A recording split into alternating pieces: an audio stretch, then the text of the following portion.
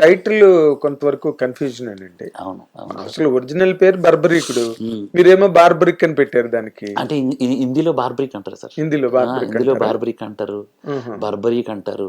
Okay. అంటే but Maruti గారు వద్దన్నారా title? వద్దన్నారు sir.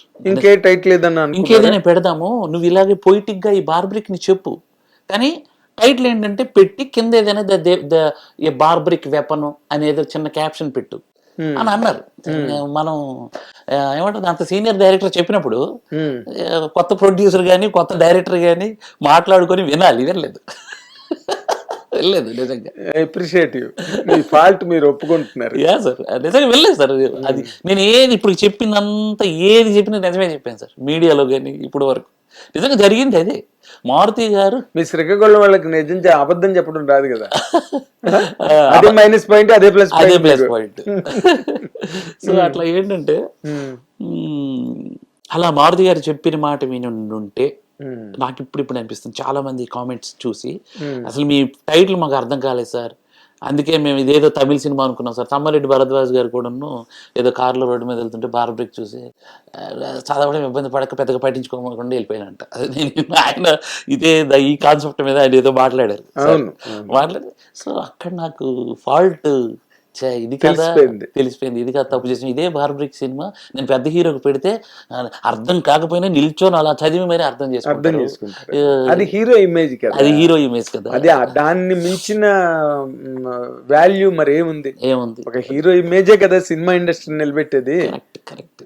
Of course directors thought, మీ డైరెక్టర్స్ క్రియేషన్ ఇవన్నీ అవసరమే అనుకోండి సినిమా ఇండస్ట్రీ అస్తిత్వానికి, కానీ బట్ వాటన్నిటిని క్యారీ చేసేది హీరో ఇమేజ్ కదా. అవును, ఈ బరువునంతా మోసేది ఎవడు? హీరోనే. సో అది అది అది నిజంగా చెప్పాలంటే ఒక టైంలో డిస్కషన్ వచ్చేసింది, మార్చేద్దాం. టైటిల్ కూడా రిజిస్ట్రేషన్ చేసాం. ఏం టైటిల్ అది? Doctor the weapon of barbaric అని, డాక్టర్ అని పెడదాం అనుకున్నాం. మళ్ళీ తర్వాత మారుతి గారు ఏం సజెస్ట్ చేయలేదా? మారుతి గారు సజెస్ట్ చేసింది ఒకటి, ది ఓల్డ్ మ్యాన్ అని పెట్టారు. అంటే మరి ఓల్డ్ మ్యాన్ అంటే మరి యంగ్ మ్యాన్స్ వస్తారో రారో డౌట్ వచ్చి మళ్ళీ అది కన్ఫ్యూజన్. ఒక మంచి ఫేమస్ బుక్ ఉంది, the old man and the sea అని. అవును ఆ బుక్ ఉంది ఇంగ్లీష్ లో, అదే బుక్ మీద సినిమా కూడా తీశారు. అవును, ఓల్డ్ మ్యాన్ ది సీ,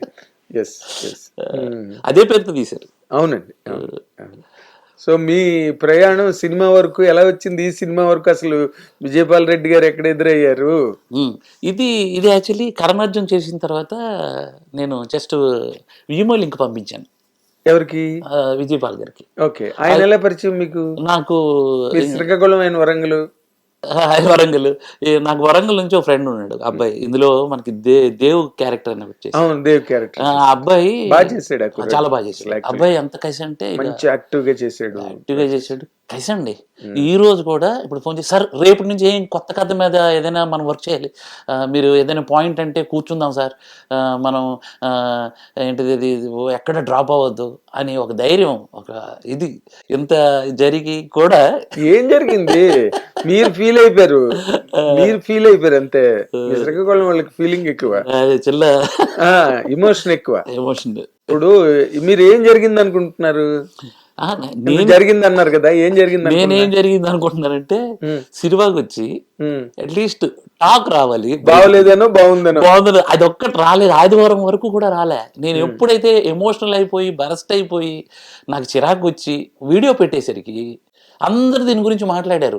ఈ సినిమాకి వెళ్ళి నాకు ఫోన్లు చేస్తారు, సార్ సినిమా బాగుంది సార్, బార్బరికి టైటిల్ బాగాలేదు సార్, సినిమా బాగుంది సార్, మీరు ప్రమోషన్ నాకు ఈ సినిమా వచ్చినట్టే తెలియదు సార్ అని ఎంతో మంది ఫోన్లు చేస్తారు. మరి ఎందుకు ఎక్కడ ఫెయిల్ అయ్యారు మీరు ఆ పాయింట్? అదే సార్, ఇది ఇప్పుడు నేర్చుకోవాలి సార్, నిజంగా నేను ఇప్పుడు నేర్చుకోవాలి. కదా, ప్రీ రిలీజ్ ఈవెంట్ కూడా చేయలేపారు మీరు. ప్రీ రిలీజ్ ఈవెంట్ చేయకపోవడానికి పెద్దోళ్ళకి ట్రై చేసాం సార్. అంటే కొంచెం ఏదైనా ప్రీ రిలీజ్ ఈవెంట్కి మేమే మాట్లాడితే రీచ్ అవ్వదు సార్. కదా, మారుతి గారి కన్నా పెద్దవాళ్ళు ఎవరు? మారుతి గారు క్రియేటివ్ సైడ్ ఉన్నారు సార్, ఆయన ప్రొడక్షన్ సైడ్ అస్సలు లేరు.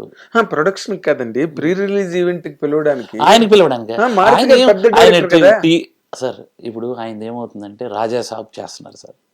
ఒక్కొక్కసారి ఆయనే నాకు అంటున్నారు, ఇవన్నీ పెట్టుకుంటే ఏమవుతుందని అంటే, నాకు కూడాను ఈ ప్రభాస్ ఫ్యాన్స్ నువ్వు ఏంటిది రాజా సాబ్ మీద కాన్సన్ట్రేట్ చెయ్యండి సార్, మీరు ఆ సినిమాలు ఈ సినిమాలు అంటారు. ఆయనకి పాపం ఆ ఇబ్బంది ఉంది. ఆయన ప్రెషర్ ఆయన ఆయన ప్రెజర్ ఆయనకుంది పాపం. ఎందుకంటే సార్ ప్రభాస్ లాంటి సూపర్ స్టార్ హీరో సినిమా చేస్తాడు, పైగా 100 కోట్ల బడ్జెట్, 100 కోట్ల బడ్జెట్, బోల్డ్ వ్యవహారం ఆధారపడి ఉంది దాని మీద. విశ్వప్రసాద్ గారు చాలా కాన్ఫిడెంట్ గా ఉన్నాడు సినిమా మీద. కరెక్ట్. ఇప్పుడు ఇలాంటివన్నీ డీవియేషన్స్ సార్. ఒక్కటి సార్, నాకు ఒక్క నెగిటివ్ కామెంట్ ఎవరో నెగిటివ్ గా ఒక రివ్యూ చేశారు సార్. ఆయన కావాలని అసలు నాకు నవ్వొచ్చింది.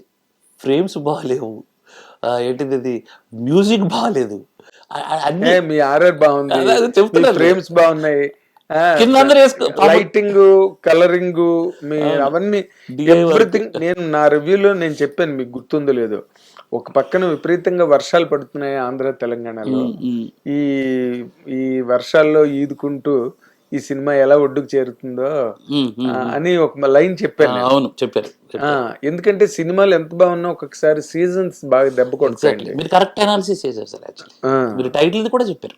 అవును, టైటిల్ ఇబ్బంది కూడా చెప్పాను.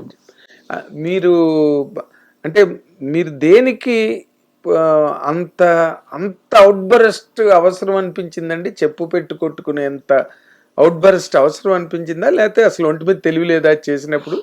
నిజంగా చెప్పాలంటే ఒక రకంగా ఒంటి మీద తెలివి లేదు ఆ క్షణం. ఎలా ఎందుకు లేదు అని అంటే మామూలుగా లేదా ఇతర కారణాల వల్ల? ఇతర కారణాలు అంటే ఇతర కారణాలు మా ఇంట్లో నా మీద విపరీతమైన ప్రేమలకి.